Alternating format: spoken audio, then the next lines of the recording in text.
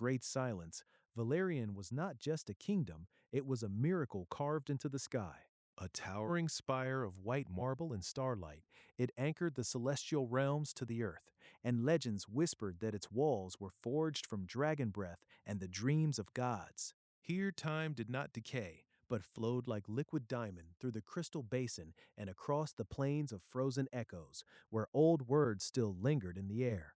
It was a place of terrifying beauty and impossible secrets. But pride is a fragile thing, and secrets cannot stay buried forever. When the great sundering tore the world apart, Valerian did not just fall, it shattered.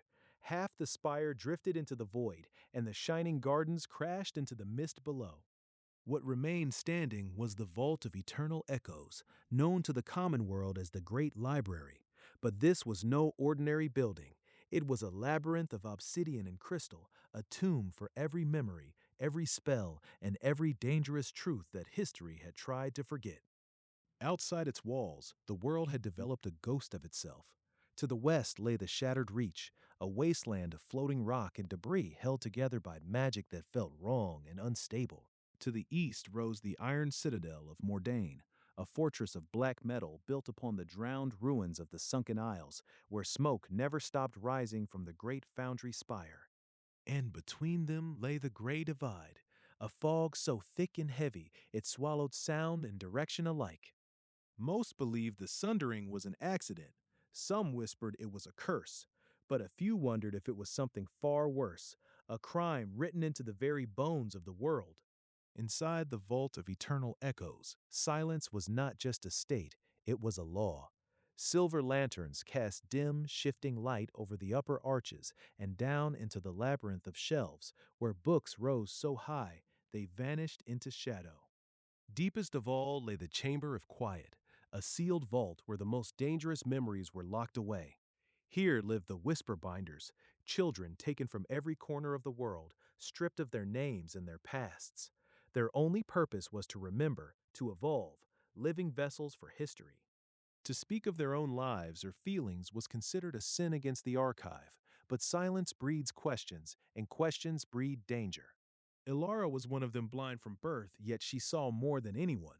She did not implement her eyes, she read the heat and energy radiating from every object, every stone, every scroll. She knew the difference between a relic from the fire spires and a fake from the Salt Kingdoms instantly. For years she had felt something wrong deep within the structure of the library, a vibration that did not belong, a heartbeat hidden beneath the layers of history. Then she found Thalric. Outwardly, he was just another binder, quiet, obedient, and buried in the work. But Alara could undergo it the strange, cold energy that clung to him, the ancient power sleeping in his blood.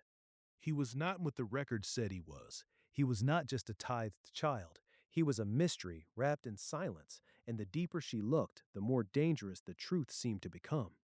Ilara watched him from the shadows of the gallery of lost maps, where charts of dead lands hung on the walls. She was not the only one watching. Jackson was a rogue, a traitor in forbidden secrets, who operated out of the forgotten market hidden deep within the vaults. He dealt in information that others feared to touch, and he had noticed Thalric too. There was a darkness around him, and a sadness that did not fit his story.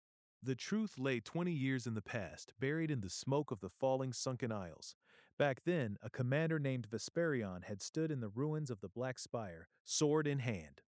King Mordain had ordered the entire royal line wiped out to secure his throne.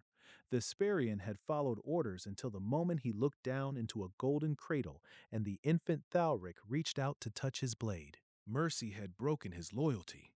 He stole the prince away and hid him here, trading his sword for a quill, becoming master of whispers to guard the boy and the secret that could destroy the world again. But secrets have a way of leaking out. Then came Iris. She arrived alone, carrying only a satchel of strange glass tools from the glassworks of her homeland. Everyone knew she was the daughter of King Mordain, exiled because her heart was too flexible for his bloody court. But why send her here, to the very place where the heir she tried to destroy was hidden? It was a question no one could seleucid. Was she a spy, a hostage, or something far more complicated? Four strangers bound by suspicion and hidden pasts began to work together. Ilara seeking the truth behind the vibrations she felt, Jackson chasing the biggest secret of all, Thalric haunted by dreams he could not explain, and Iris carrying a quiet fear that her arrival was part of a plan she did not understand. They became a fellowship, but trust was a luxury none of them could afford. Every conversation held a double meaning, every glance hid a question. The disaster did not emerge without warning. For weeks the ground had trembled, strange sounds echoed from the root cellars, and lights flickered in patterns that were not random. Elara felt the energy rising, sharp and hot like a fever in the stone itself. She warned them, but no one believed her until the day the sky above broke established. High in the Iron Citadel, King Mordain had pushed his machines too far. He was not just building or conquering, he was digging into the fundamental magic that held the world together, searching for something lost long ago. The spells failed, gravity shattered, and the great fortress began to tear itself apart. Massive blocks of iron and rivers of molten rock tore through the ceiling of the Vault of Eternal Echoes, crashing into the crystal chamber below. Fire and darkness swallowed the halls. Thousands of years of history burned or were crushed in seconds. Amidst the chaos and smoke, the four friends found themselves trapped near the gates of departure, the only way out. But as they ran, Thalric saw something through the dust, a symbol carved into the falling stone, the same symbol he had seen in his dreams, the same mark that Vesperian had tried to erase from every record. The collapse was not an accident, it was a signal, and now they had no choice but to depart the only home they knew and step out into a world that wanted them dead or captured. They fled into the shadows of the shattered reach, but the danger followed. When they finally found shelter in the ruins of an old watchtower, Thalric was summoned by Vesperian. The old man lay inadequate and feverish, his eyes burning with a terrifying clarity and a heavy guilt he could no longer hide. In the sanctuary of shadows where they hid, Vesperian finally told the full truth, and every word felt like a blow. I did not save you only to protect you. I saved you because I had to. The Sundering was not a disaster, Thalric. It was a war. And your family did not just rule, they guarded something, a power older than the gods themselves. Mordain wants it. He believes it will make him master of existence, and he knows you are the only one who can identify it. He looked toward Iris standing in the doorway, pale and terrified. She is not here by chance, Vesperian said, his voice trembling with dread. She is his daughter, yes, but she is also the key. Whether she knows it or not, she was sent here to lead him to you. Every step you have taken, every path you chose, he has known. You have been running in circles, and he has been watching, waiting for you to lead him to what he wants. The revelation hit them like a physical blow. Trust shattered instantly. The friend beside you was the enemy. The safety you sought was a trap. Nothing was what it seemed. Rage and betrayal exploded within Thalric. The kindness, the shared moments, the quiet trust, it had all been a lie, or a weapon used against him. He turned on Iris, eyes wild and filled with the horror of it all. You brought him here. You led him to everything we loved. Everything that died is because of you. He charged toward her, ready to strike, ready to end the threat before it could destroy them completely. But Iris did not manage. She did not fight. She did not even defend herself with words. She stood perfectly still beneath the broken obelisk, tears streaming down her face, and held out her hands, insufficient and launch. I did not know, she cried out. I hated what my father did. I ran away because I wanted to terminate him. I came here looking for the truth too. I did not know I was being used. Please, you have to believe I did not know. Thalric stood over her, the storm of anger raging in his chest. But as he looked at her, he saw something else. Fear, yes. Confusion, yes. But also the same burden he carried, the same weight of a bloodline they never asked for. Slowly the fire in him cooled, replaced by a terrifying realization. If she was a pawn, then so was he. If she was a weapon, then he was the target. And the one truly responsible was still out there pulling every string. The hatred that had fueled him turned into a cold, sharp determination. They were not enemies, they were victims of the same monster. And now they had to find out exactly what it was he was hunting and why it was tied so deeply to both of them. They moved deeper into the shattered reach, traveling across floating islands connected only by fragile stone bridges and ancient magic. The landscape was jagged and dangerous, filled with echoes of the past and traps set by Mordane's forces. Suspicion hung heavy in the air. Every shadow seemed to watch. Every sound felt like a signal. They stopped near the edge of worlds, a cliff overlooking an endless drop into clouds and swirling magic. Here, Iris pulled the locket from around her neck, the mark of her residence, the symbol of her father's reign. "I always hated this," she said, turning it over in her fingers. "He gave it to me before I left. He said it would protect me. I thought it was just a gift, but now I evaluate it as a map or a key." Thalric took it. The metal hummed against his skin, reacting to the energy within him. It was not just jewelry. It was a piece of the puzzle, the missing link between his bloodline and hers, between the fallen kingdom and the tyrant's citadel. "We are not who we thought we were," Thalric said slowly. "Our history was written by individuals who wanted to hide the truth, but we can rewrite it. We can choose to be more than what they made us."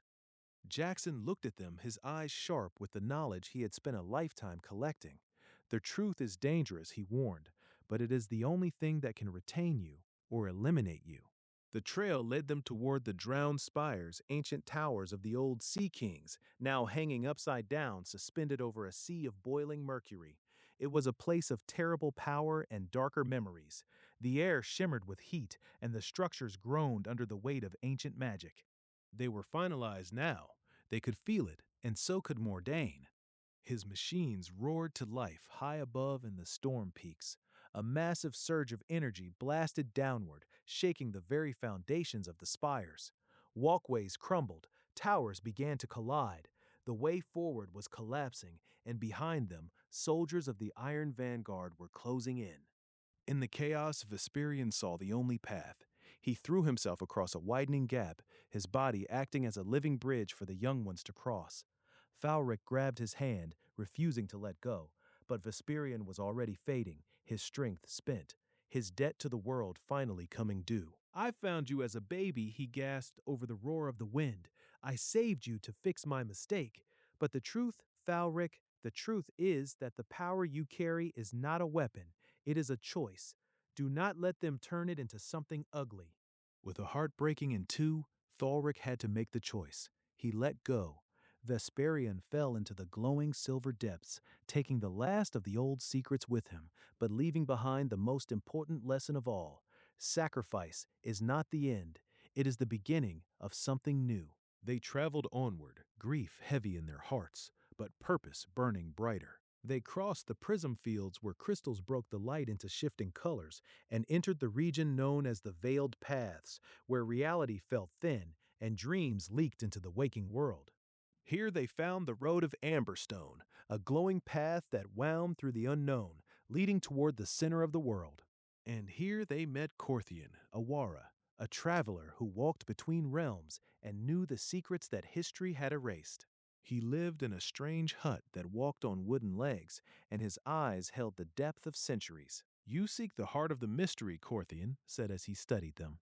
"You seek what was lost when Valerian fell. But be warned, the truth is rarely what you hope it will be. It is often far stranger." Thalric took out the old scrolls that told his false history, the lies written to hide him. He tore them page by page and let them fly away on the wind above the crystal dunes. "I am done with what people communicate me. I am," he said. "I require to know what I really am." Corthian smiled a sad, knowing smile. "Then follow the road. But remember, some maps only appear when you are ready to get lost." The journey led them through the valley of whispering glass, where the ground was transparent and you could perceive rivers of light flowing deep below. A storm of stardust swirled around them, carrying voices and visions from the past. The atmosphere grew heavy and charged. Every step felt like walking into a trap or a revelation. Finally, they reached the Celestial Cataract, a massive waterfall made entirely of pure swirling energy falling from the sky into a bottomless ravine. It hummed with a frequency that vibrated in their bones.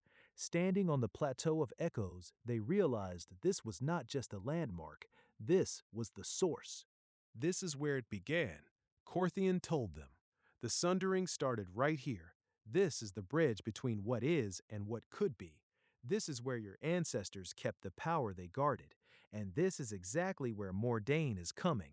Thalric looked at Iris. The locket in her hand began to glow, matching the light of the cataract. The mystery unraveled in his mind.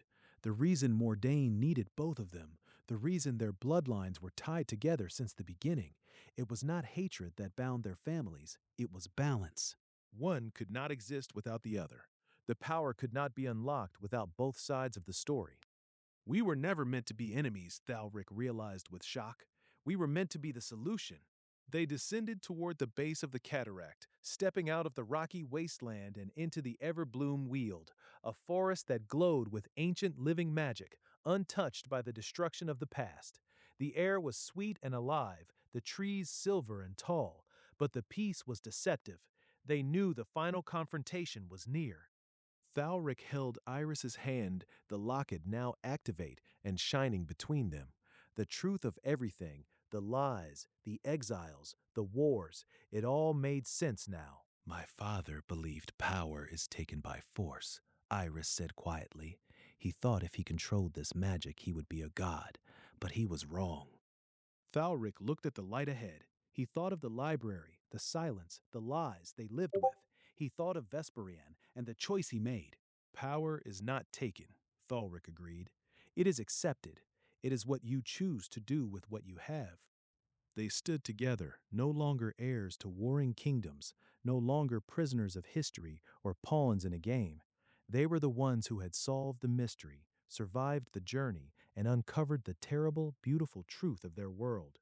The sun rose over the Everbloom Weald, different from any sunrise before. It did not reflect off cold glass or iron. It soaked into the earth and filled the air with life. Behind them lay the ruins of the library, the wasteland, and the citadel. Behind them lay the lies and the silence. Ahead lay the unknown, but for the first time it did not feel dangerous. It felt like a story waiting to be written. Jackson carried no more secrets, only the truth he had earned. Ilara saw the world not through heat or energy, but through the lives around her, seeing more clearly than ever. And Thalric and Iris stood together, holding the key to the world's magic, but choosing not to rule it or hoard it. The mystery was solved, the thriller was over, the adventure had changed them all. They were no longer the forgotten souls of history. They were the architects of a new age where the past was remembered but never repeated, and where the future belonged to those brave enough to seek the truth. Together they walked toward the light, ready to face whatever came next, knowing that the greatest mystery of all was not what was hidden in the past, but what they would create in the days to appear.